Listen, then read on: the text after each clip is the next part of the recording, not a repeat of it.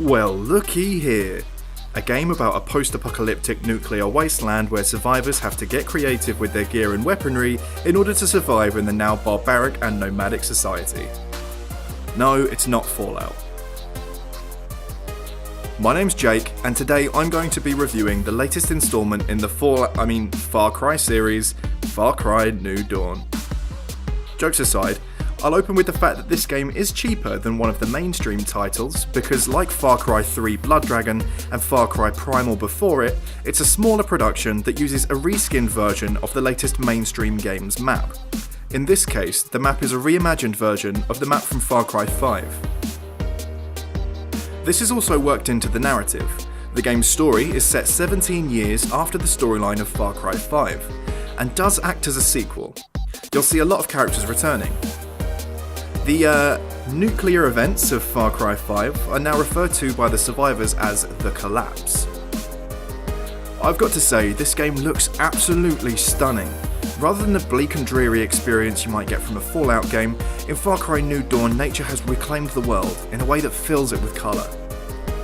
The world is also covered in bright art and graffiti. It's fun, it's vibrant, and it definitely stands it apart from other post-apocalyptic games. I'm always in full support of a game that is willing to put aside trying to be edgy and serious and really just revel in itself. Games like Just Cause are a good example of this. They saw that people really love to do insane things and they just rolled with it.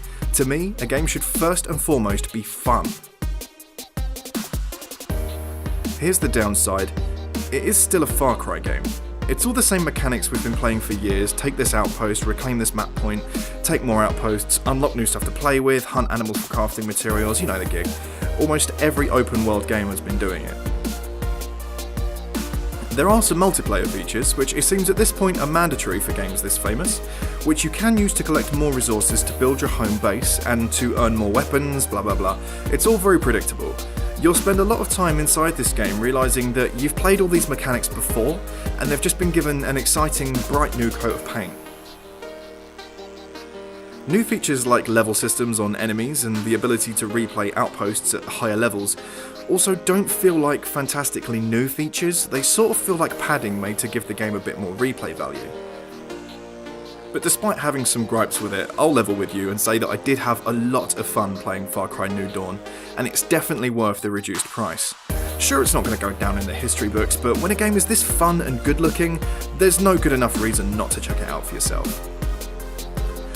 This one is scoring a 3 out of 5 from me. It's beautiful, it's exciting, it's fun, just at the cost of some originality along the way. Are you excited to play Far Cry New Dawn?